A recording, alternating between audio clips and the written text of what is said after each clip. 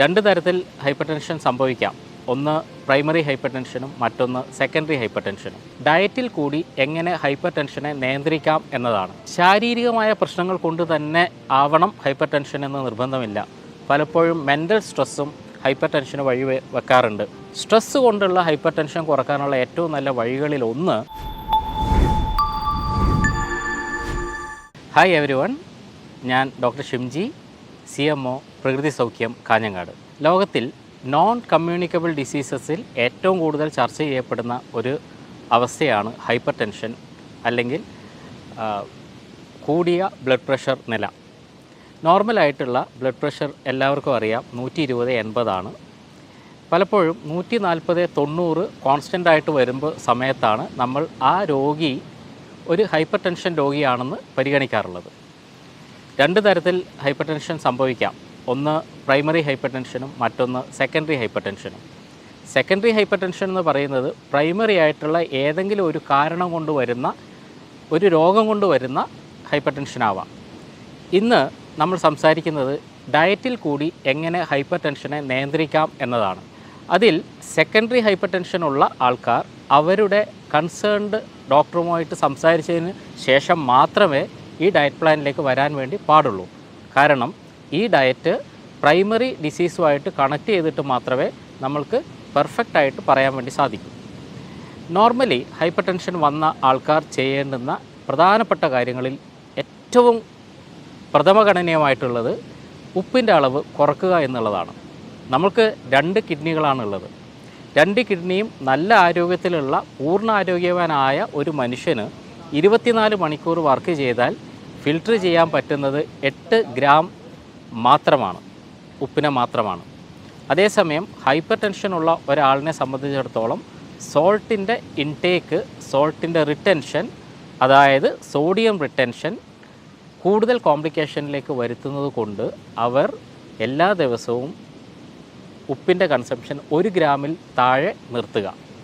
8 gram എന്ന് പറയുമ്പോൾ 1 teaspoon ആണെന്ന് കൂടി ഓർക്കണം. അപ്പോൾ വളരെ അളവ് കുറഞ്ഞ് മാത്രമേ ഉപ്പ് നമുക്ക് ഉപയോഗിക്കാൻ വേണ്ടി കഴിയൂ. ഉപ്പ് കഴിഞ്ഞാൽ നമ്മൾ ശ്രദ്ധിക്കേണ്ടുന്ന ഒരു ഘടകം ആൻറ്റി ഓക്സിഡൻസ് ആണ്. ശരീരത്തിൽ നടക്കുന്ന ഓക്സീകരണം അല്ലെങ്കിൽ ഓക്സിഡേഷൻ കൊണ്ടാണ് പലപ്പോഴും ഹൈപ്പർ ടെൻഷൻ്റെ കോംപ്ലിക്കേഷനിലേക്ക് ഒരു രോഗി പോകുന്നത്.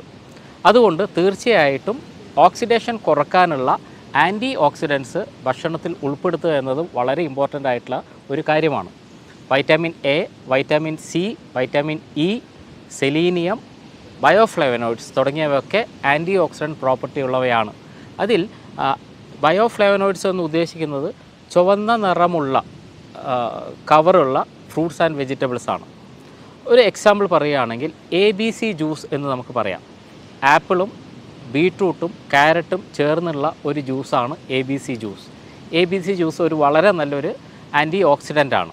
മൂന്നാമതായി നമ്മൾ വളരെയധികം ശ്രദ്ധിക്കേണ്ടുന്ന ഒരു കണ്ടൻറ്റ് നൈട്രിക് ഓക്സൈഡാണ്. നൈട്രിക് ഓക്സൈഡ് എന്ന് പറയുന്ന കെമിക്കൽ നമ്മുടെ ശരീരത്തിനകത്തുള്ള രക്തക്കുഴലുകളുടെ വികാസത്തിന് സഹായിക്കുന്നതാണ്. അതിനെ നമ്മൾ സാധാരണഗതിയിൽ വാസോ ഡയലേഷൻ എന്ന് പറയും. വാസോ കൺസ്ട്രിക്ഷൻ അല്ലെങ്കിൽ ബ്ലഡ് വെസൽസ് ചുരുങ്ങുന്ന സമയത്താണ് ഹാർട്ട് അറ്റാക്കിനുള്ള സാധ്യതയും ബ്ലഡ് പ്രഷർ വർദ്ധിക്കാനുള്ള സാധ്യതയും കൂടുന്നത്. അതുകൊണ്ട് തന്നെ നൈട്രിക് ഓക്സൈഡിൻ്റെ ഉപയോഗം കൂട്ടുക. നൈട്രിക് ഓക്സൈഡ് ധാരാളമായിട്ട് അടങ്ങിയിട്ടുള്ള ഭക്ഷണങ്ങൾ ഒന്ന് നട്ട്സാണ്, മറ്റൊന്ന് ഫ്ലാക്സീഡ്, ചണവിത്ത്. ഫ്ലാക്സീഡ് പൊടിച്ച് നിങ്ങളുടെ ഭക്ഷണത്തിൽ പെടുത്തുക. അതേപോലെ തന്നെ എഗ്ഗ്, പ്രത്യേകിച്ച് എഗ്ഗ് വൈറ്റ്, ഇതൊക്കെ കൂടുതലും നന്നായിട്ട് നൈട്രിക് ഓക്സൈഡ് നിങ്ങൾക്ക് പ്രൊവൈഡ് ചെയ്യും. നാലാമതായി ശ്രദ്ധിക്കേണ്ട ഒരു പ്രധാനപ്പെട്ട കാര്യം ഫാസ്റ്റിംഗ് ആണ്, ഉപവാസം. ഒരു ദിവസം മുഴുവനായും ഭക്ഷണം പൂർണ്ണമായിട്ട് ഒഴിവാക്കുക. ഭക്ഷണം പൂർണ്ണമായി ഒഴിവാക്കുക എന്ന് പറഞ്ഞാൽ ജ്യൂസുകൾ കഴിക്കാം. ഏറ്റവും പ്രിഫറബിൾ ആയിട്ടുള്ള ഒരു ജ്യൂസ് ടെൻഡർ കോക്കനട്ട് വാട്ടർ അല്ലെങ്കിൽ കരിക്കിൻ വെള്ളമാണ്. കരിക്കിൻ വെള്ളം പൊട്ടാഷ്യം കൊണ്ട് സമ്പുഷ്ടമാണ്. പൊട്ടാഷ്യം അടങ്ങിയ കരിക്കിൻ വെള്ളം കുടിക്കുമ്പോൾ സ്വാഭാവികമായിട്ടും സോഡിയത്തിൻ്റെ അളവ് ശരീരത്തിൽ കുറഞ്ഞു വരുന്നതായിട്ടും കാണാറുണ്ട്.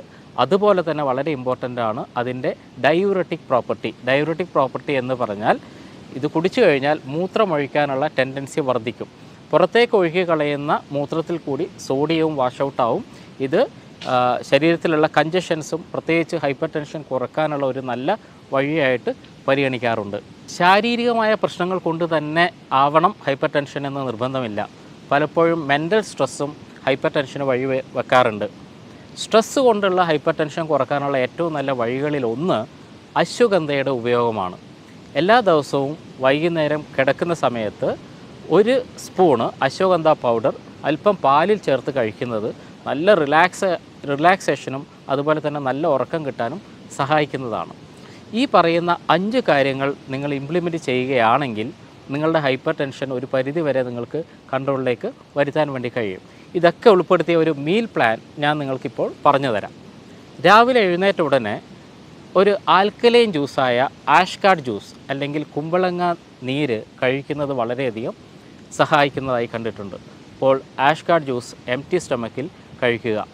പിന്നീട് ബ്രേക്ക്ഫാസ്റ്റ്, നിങ്ങൾ എന്താണോ ഇപ്പോൾ കഴിക്കുന്നത് അത് തന്നെ കഴിക്കാം, പക്ഷേ അതിലുള്ള ഗ്രെയിൻസിൻ്റെ കണ്ടൻറ്റ് നിങ്ങൾ കുറക്കുക. ഉദാഹരണത്തിന് 4 ദോശ കഴിക്കുന്ന ആളാണെങ്കിൽ നിങ്ങളത് 2 ദോശയിലേക്ക് കൊണ്ടുവരിക. 4 ഇഡലി കഴിക്കുന്ന ആളാണെങ്കിൽ 2 ഇഡലിയിലേക്ക് കൊണ്ടുവരിക. ബാക്കിയുള്ള ഭാഗങ്ങൾ ഫ്രൂട്ട്സ് വെച്ച് ഫുൾഫില്ല് ചെയ്യുക. ധാരാളം പഴവർഗ്ഗങ്ങൾ ഇതിൻ്റെ കൂടെ ചേർത്ത് കഴിക്കാം. മറ്റൊന്ന്, ഒരു 11 മണിയോടടുപ്പിച്ച് നിങ്ങൾക്ക് ഗ്രീൻ ടീ കഴിക്കാം. ഗ്രീൻ ടീ നല്ലൊരു ആൻറ്റി ഓക്സിഡൻറ്റ് കൂടിയാണ്. അതുകൊണ്ട് 11 മണിക്കുള്ള ഗ്രീൻ ടീ, നല്ല ആൻറ്റി ഓക്സിഡൻറ്റ് പ്രോപ്പർട്ടിയുള്ള ഗ്രീൻ ടീ കഴിക്കാൻ വേണ്ടി ശ്രമിക്കുക. ഉച്ചയ്ക്ക് വീണ്ടും നിങ്ങൾ കഴിക്കുന്ന ഭക്ഷണം തന്നെ നിങ്ങൾക്ക് കണ്ടിന്യൂ ചെയ്യാം. അവിടെയും ശ്രദ്ധിക്കേണ്ടത് ചോറിൻ്റെ അളവ് പകുതിയായി കുറക്കുക, പകരമായി വെജിറ്റബിൾസ് ധാരാളമായി കഴിക്കുക. നമ്മൾ പറയും സാധാരണ അവിയൽ പോലെയുള്ള കറികളുടെ ഉപയോഗം ധാരാളമായി വർദ്ധിപ്പിക്കുക. പിന്നീട് വൈകുന്നേര സമയത്ത് ABC ജ്യൂസ് നിങ്ങൾക്ക് കഴിക്കാം. അറൗണ്ട് ഒരു 5 o'clock നിങ്ങൾക്ക് ആപ്പിൾ, ബീട്രൂട്ട്, ക്യാരറ്റ് എന്നിവ ചേർത്തിട്ടുള്ള ജ്യൂസ് കഴിക്കുക. അതിൻ്റെ കൂടെ നിങ്ങൾക്ക് ആൻറ്റി ഓക്സിഡൻറ്റ് പ്രോപ്പർട്ടിയും ഒക്കെയുള്ള നട്ട്സ് നിങ്ങൾക്ക് കഴിക്കാൻ വേണ്ടി പറ്റും. നട്ട്സും ഡ്രൈ ഫ്രൂട്ട്സും നിങ്ങൾക്ക് ഉപയോഗിക്കാവുന്നതാണ്. ഡിന്നർ ഏറ്റവും നല്ലത് ഒരു 7 o'clock കൂടി തന്നെ കഴിച്ചു നിർത്തുക. കഴിയുമെങ്കിൽ ഗ്രെയിൻസ് പരിപൂർണമായും ഡിന്നറിന് ഒഴിവാക്കുക. പകരമായി നിങ്ങൾക്ക് ഗ്രില്ല് ചെയ്തിട്ടുള്ള നോൺ വെജിറ്റേറിയൻ ഡയറ്റ് കഴിക്കാം. ചിക്കനോ മട്ടനോ അതുപോലെയുള്ള കാര്യങ്ങൾ കഴിക്കാം. എഗ്ഗ് കൊണ്ടുള്ള ഭക്ഷണ വസ്തുക്കൾ ഉണ്ടാക്കി കഴിക്കാം. അതുപോലെ തന്നെ വെജിറ്റബിൾസ് ഗ്രില്ല് ചെയ്ത് കഴിക്കാം. അവിയൽ പോലെ ഉണ്ടാക്കി കഴിക്കാം. ഒരുപാട് ഓപ്ഷൻസ് ഉണ്ട്. അതുകൊണ്ട് രാത്രി ഉള്ള ഗ്രെയിൻസ് അല്ലെങ്കിൽ ധാന്യങ്ങൾ, അരിയായാലും ഗോതമ്പായാലും പൂർണ്ണമായും ഒഴിവാക്കിക്കൊണ്ടുള്ള ഒരു ഡയറ്റിലേക്ക് വരിക. മേൽപ്പറഞ്ഞ കാര്യങ്ങളൊക്കെ അനുവർത്തിക്കുക വഴി തീർച്ചയായും നിങ്ങൾക്കുണ്ടാകുന്ന ഹൈപ്പർ ടെൻഷനെ ഒരു വലിയ പരിധി വരെ നിങ്ങൾക്ക് മാറ്റാവുന്നതാണ്.